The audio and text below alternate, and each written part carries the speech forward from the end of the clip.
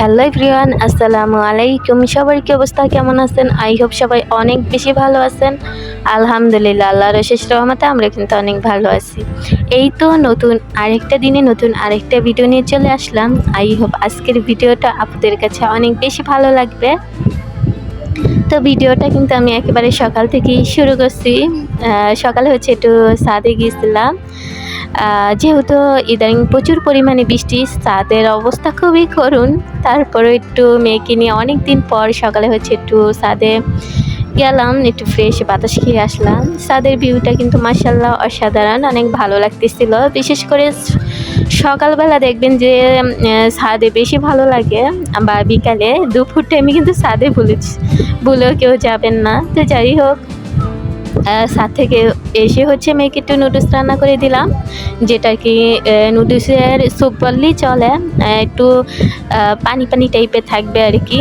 এভাবে রান্না করে দিলে কিন্তু আমার মেয়েটা আর কি খায়, কিন্তু আমরা যেভাবে বড়রা খাই ওইভাবে রান্না করে দিলে দেখা যায় যে জালের কারণে বা যেমনই তেল দিয়ে রান্না করা হয় তো চিটচিটে লাগে, ওই কারণে আমার মেয়েটা ওইভাবে খায় না। তো হচ্ছে এভাবেই নুডলসের স্যুপটা করে দেই। এমনিতে কিন্তু ভালোই লাগে, গরম গরম এই নুডলসের স্যুপটা কিন্তু খেতে ভীষণই ভালো লাগে।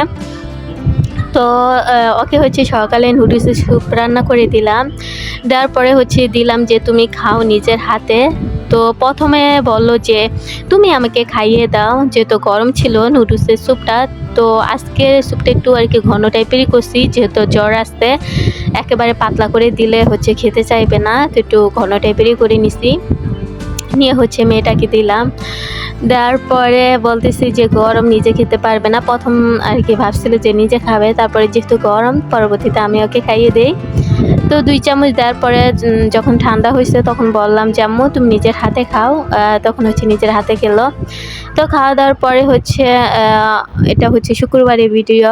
তো খাওয়া দাওয়ার পরে হচ্ছে আর কি দুপুরে রান্নায় আর কি চলে আসলাম। আমার অনেক আপুরাই জানে যে শুক্রবারে আর কি পানি থাকে না আমাদের বাসায়, যেহেতু অফিস আদালত সব কিছুই বন্ধ থাকে। তো বিশেষ করে সবাই বাসায় থাকে, তো এই কারণে সবাই যেহেতু একসাথে কল ছাড়ে, বা বিশেষ করে সবাই বাসায় থাকলে যে বিশেষ করে পানিটাও বেশি লাগবে, এটাই স্বাভাবিক। তো এই কারণে দেখা যায় যে পানি পাওয়া যায় না। তো এই কারণে শুক্রবারে আমার একটু ব্যস্ততা বেশি থাকে। তো আমি হচ্ছে একটু তাড়াতাড়ি করে রান্নাটা করে নিতেছিলাম।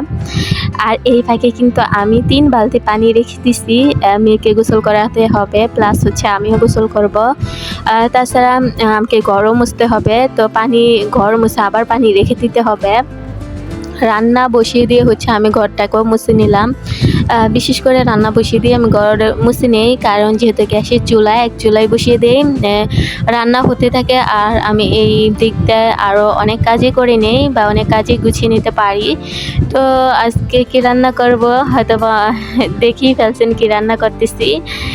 পেঁপে আর হচ্ছে একটা আলু দিয়ে আমি কিন্তু মাছ ভেজে নিছি, পাঙ্গাস মাছ, ওটা দিয়ে হচ্ছে রান্না করে নিতেছিলাম। ভালো করে মশলা কষিয়ে হচ্ছে পেঁপেগুলো দিয়ে এখন হচ্ছে পেঁপেগুলো ভালো করে মশলার সাথে কষিয়ে নিলাম। দেখবেন যে যে কোনো খাবারই যখন আপনি যে কোনো খাবার বলতে কি তরকারি জিনিসটা যখন আপনি ওই মশলাটা একটু ভালো করে কষাবেন, আর ওই সাথে সবজিটাও ভালো করে কষিয়ে নিলে দেখবেন যে রান্নাটা কিন্তু বেশ মজার হয়। তো যাই হোক, অনেক সুন্দর করে মশলাটার সাথে হচ্ছে পেঁপেটাকে কষিয়ে নিছি। এমনিতে আমার পেঁপে তেমন বেশি পছন্দের না। তারপরে অনেক দিন পরে হচ্ছে একটু পেঁপে আনা হয়েছে, তো এটা সকালে হচ্ছে ভাজি করা হয়েছে, ভাজি করে খাইছি। যেহেতু পেঁপেও থাকে না, নষ্ট হয়ে যায়, তো অর্ধেক হচ্ছে আমি রান্না করে নিলাম, আর পরিমাণ মতো এখন হচ্ছে ঝোল এড করে দিলাম। তো তরকারি রান্না করব, অবশ্যই আরও কিছু আমাকে রান্না করতে হবে। তো আমি হচ্ছে এখানে আর কি ঝোল দেওয়ার পরে একটু ঢেকে দেব, ঢেকে দিয়ে আরও কিছুক্ষণ রান্না করে নেব। আর আজকে হচ্ছে আমি তার সাথে ডালও রান্না করব।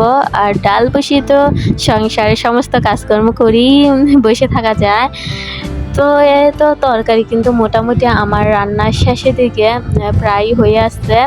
ঢাকনা খুলে দেখলাম যে ঝোলও কমে গেছে, মোটামুটি অল্প ঝোল আছে। এই অল্প ঝোলই দেখবেন যে পেঁপের তরকারি কিন্তু বেশি ঝোল মানায় না বা বেশি ঝোল ভালো লাগবে না, তো হালকা মাখা মাখা ঝোল টাইপের রাখলাম, একেবারে শুকিয়েও ফেলিনি। তো আর কিছুক্ষণ রান্না করে তরকারিটা আমি নামিয়ে নেব।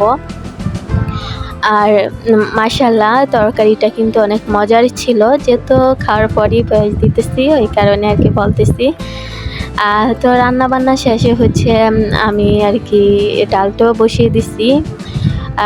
তো ডালটা বসিয়ে হচ্ছে আমি আমার মেয়েকে গোসল করিয়ে দিছি। ওকে গোসল করিয়েও বালতি আমি ভরে রাখছি, কারণ দেখা যাবে যে বালতি না ভরে রাখলে কি হবে, আমি যখন গোসল করতে যাব তখন পানি পড়া বন্ধ হয়ে যাবে, টিপির টিপের পানি পড়বে।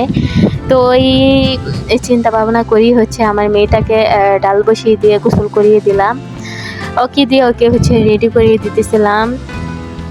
আর ইদানিং যেহেতু আমার মেয়েটা আর কি পানি আর কি বেশি লাগে, বলতে কি যেহেতু গরম পড়ে বালতির মধ্যে উঠে আর কি বসে থাকতে চায়, বলে যে আমি ওই সুইমিং পুলের মতো আর কি সাঁতার কাটতে চাই, বালতি তো বড়, তো ওর মধ্যে হচ্ছে বসে থাকতে চায়। তো পানিটা একটু আমার মনে হয় পানিটা একটু বেশি লাগে ওর এখন বর্তমানে। তারপরও ওই চিন্তা ভাবনা করে বলি যে এত পানি খরচ করা ঠিক না, সব কিছুরই হিসাব দিতে হবে। তো যাই হোক ওকে হচ্ছে গোসল করে রেডিমেডি করে দিলাম। রেডিমেডি করে এসে দেখি আমার ডাল প্রায় হয়ে গেছে। হলুদ, কাঁচামরিচ, টমেটো দিয়ে আমি আগেই রেখে গেছি, এখন প্রায় হয়ে গেছে। এখন শুধু রসুন আর পেঁয়াজ দিয়ে বাগার দিয়ে দেবো। আর ডালটা আমি সব সময় চেষ্টা করি রসুন দিয়ে বাগার দেওয়ার। রসুন দিয়ে বাগার দিলে রসুনের যে স্মেলটা এটা কিন্তু আমার কাছে অনেক বেশি ভালো লাগে, ওই কারণে হচ্ছে রসুন দিয়ে বেশি সবসময় আমি বাগার দিই। তো এই তো ডালটা কিন্তু অনেক মানে কালারটা মাশাআল্লাহ এত সুন্দর আসছে। একটা সত্যি কথা কি, আমি ডাল রান্না করলে ডালের কালারটা কিন্তু মাশাআল্লাহ নির্জস হয়, দেখতে যেমন সুন্দর খেতেও কিন্তু মাশাআল্লাহ ভীষণই মজার হয়। তো সবসময় কিন্তু ডালটা আমি অনেক সময় নিয়ে রান্না করি, এই কারণে মনে হয় আরও বেশি ভালো হয়। যাই হোক আমার রান্নাবান্না কিন্তু শেষ। তো আজকে হচ্ছে রান্নাবান্না দিয়ে ভিডিওটা শেষ করতেছি। অবশ্যই ভিডিওটা কেমন হয়েছে কমেন্টের মাধ্যমে জানাবেন। তো এই তো আজকের মতো ভিডিওটা এই পর্যন্তই। নতুন কোনো ভিডিওতে দেখা হবে। আল্লাহ হাফিজ।